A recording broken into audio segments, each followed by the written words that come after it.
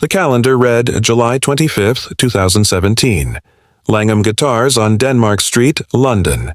The kind of shop where serious collectors left five-figure sums on the counter without blinking. Paul Whitfield sat by the register polishing a 1964 Stratocaster worth more than most people's annual salary. The door opened. Mick Jagger walked in.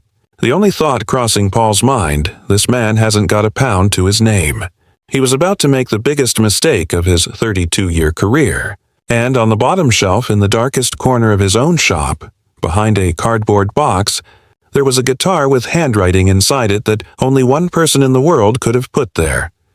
What Paul didn't notice, the man in the purple shirt had slowed down on Denmark Street 3 doors before Langham Guitars, had stood for a moment in front of the blue plaque on the wall next door, had looked at the address, had looked at the building, had looked at the street, had looked at the street the way you look at something that was central to your life for a specific period and then became something you passed through occasionally and never stopped thinking about. He'd kept walking. Mick hadn't planned to stop at the guitar shop. He did this every year on the 25th of July. The day before his birthday, he gave himself an afternoon with no schedule and nowhere to be. He'd come down Denmark Street the way he always did when he was in London and had time and the weather was reasonable. Old habit. In 1964, he'd spent more hours on this street than anywhere else in the city. The studio 3 doors along. The smell of that room. Condensation on the window. Carpet nailed to the walls for soundproofing. A 2-bar electric heater in winter that the engineer always had on regardless of the season. The engineer who kept a thermos of tea on the console and never offered it to anyone and nobody asked. He pushed the door open. Paul looked up, took him in, turned back to his work. The hat was left at the hotel. No manager, no entourage. Sometimes you just want to walk through a door as a man nobody knows. He'd gotten his wish.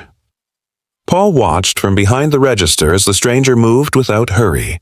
He paused at a 62 Telecaster, looked at the fret ends without touching them, moved on. At a Gretsch Country Gentleman, he leaned in and studied the binding. He didn't look at the price tags. This irritated Paul. 32 years behind this counter. He walked over, looking for something specific.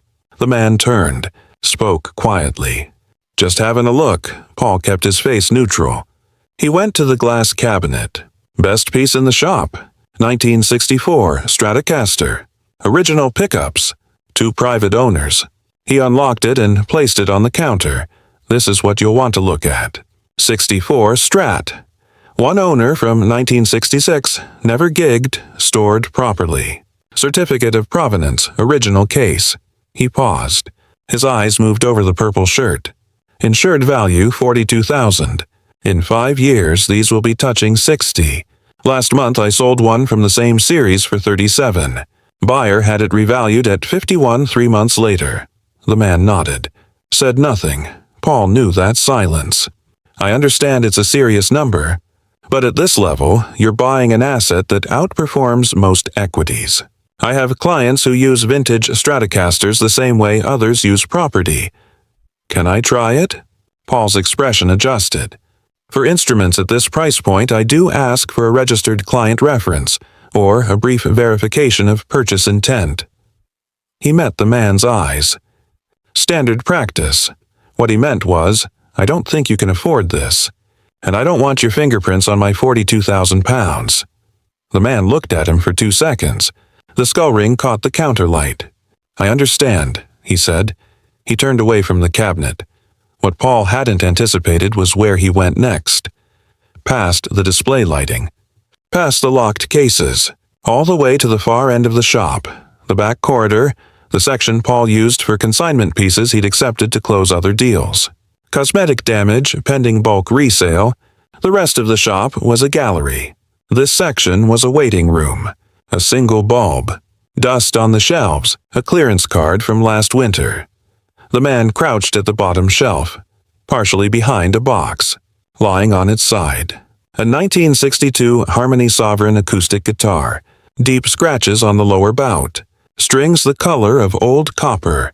A price tag in masking tape, $180. He picked it up. Paul called across the shop. "That's a consignment piece, sir. Owner left it in May. 2 months on the contract, expires today, actually. Nobody's asked about it. Wouldn't be worth the repair cost. There's a very decent Epiphone on the side wall if you want something actually playable." The man wasn't listening. He turned the guitar over in his hands, felt the neck, ran his thumbnail along the fret ends, filed by hand, one by one. You don't get that on factory instruments. He checked the bridge saddle. He tilted the guitar and looked through the sound hole, reached over and picked up the small torch that sat clipped to the counter edge without asking. He shone it through the sound hole into the body. He went completely still. Paul walked over, frustrated now. "Tag says 180, I'd take 150. Honestly, don't want to waste either of our time." The man didn't answer. He was reading something inside the guitar that Paul had never thought to look for. On the back face of the spruce inside the body, in handwriting that had faded but not disappeared, someone had written a single line in blue marker in 1964 to the next poor sod who ends up with this: "Good luck, MJ." Just then the door opened. Paul looked up. An old man in a gray raincoat. Collar turned up, though it was dry. 77, 78. He moved with the care of someone who had learned to think about each step. His eyes went straight to the guitar in the stranger's hands. Something moved across his face. Arthur Cole. The name was on the consignment form. Paul had spoken to him twice on the phone and once in person in May. A quiet man. Careful with his words in the way that people are careful when they've been saying things for a long time that nobody responded to. "Mr. Cole." Paul kept his voice neutral. "Contract's the contract, I'm afraid.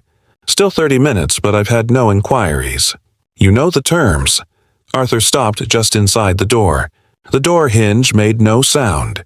He had been oiling it on his visits, Paul now realized, the small oil can that lived on the corner of the counter. He looked at the guitar in the stranger's hands. He looked at where the stranger's attention was directed, toward the inside of the body, through the sound hole, where the torch beam had gone. Something crossed his face. Not surprise. The expression of a man who has been waiting for a specific thing to happen and has now watched it happen. "Just came for a last look," Arthur said quietly. "Same as every time." The man with the skull ring looked at him. "Is this your guitar?" "It was given to me," Arthur said. "Summer of 1964. I was working at Regent Sound, the studio next door, or what was next door. It's a cafe now. I was 19. I did everything. Changed strings. Made tea. Carried equipment. At the end of a session one afternoon, the guitarist said to take the guitar. He had 2 more and didn't have room on the van. He wrote something inside it as a joke. I kept it." He paused. "When the studio closed, I took it with me because it had nowhere else to go." The man with the torch looked at the writing inside again. He lowered the guitar slowly. "Which session?" he said. Arthur looked at him. The purple shirt, the silver bracelets, the skull ring. He was doing what people do when something impossible is arriving, slowing it down. "January 1964, he said. 4 young men. They had an hour of studio time they'd paid for themselves. The guitarist asked me to look at the neck. He was 19, maybe 20. The singer was the one who wrote in the guitar. He was showing off. The others laughed." Arthur paused.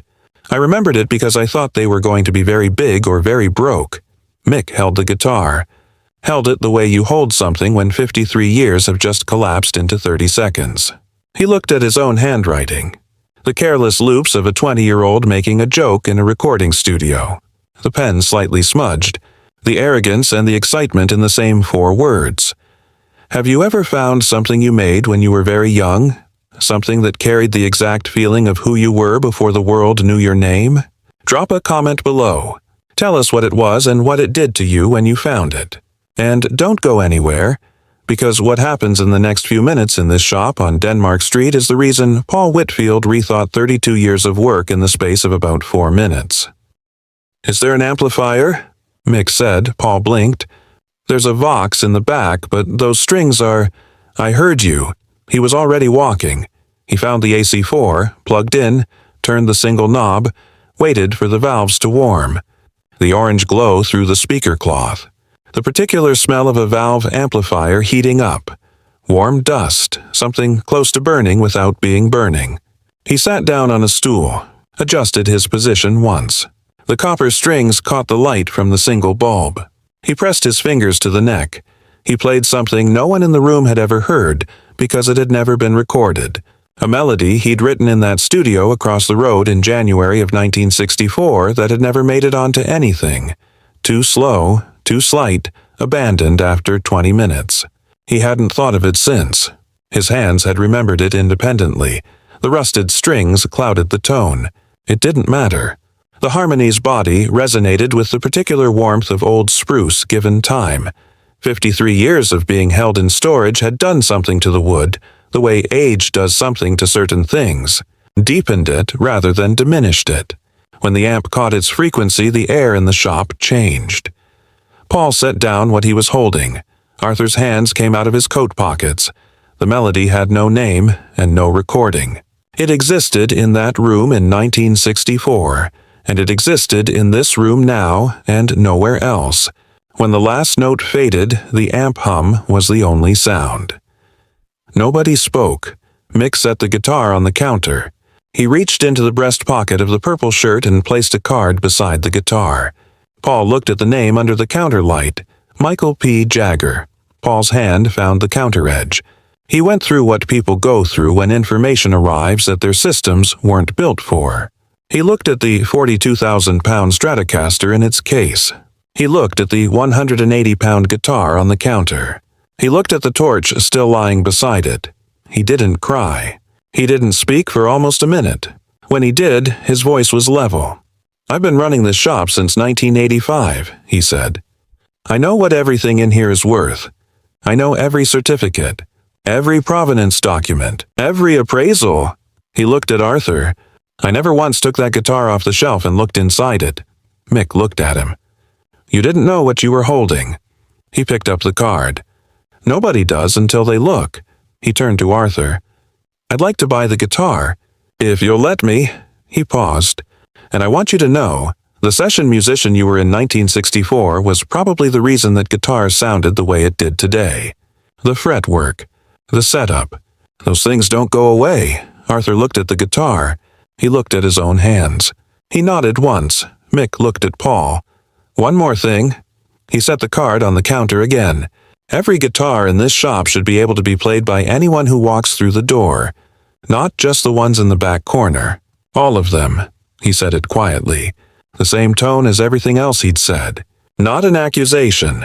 An observation from someone who knew the difference between a guitar that was played and a guitar that was preserved. Paul looked at the Stratocaster in its case. He reached over and closed the lid. He walked to the back and came out with 3 cups of tea. Nobody asked about milk. Nobody spoke for a while.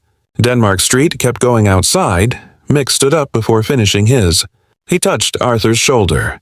"Walk to the door, Mr. Jagger," Arthur said from behind. Mick stopped. "That session in January. You forgot your scarf."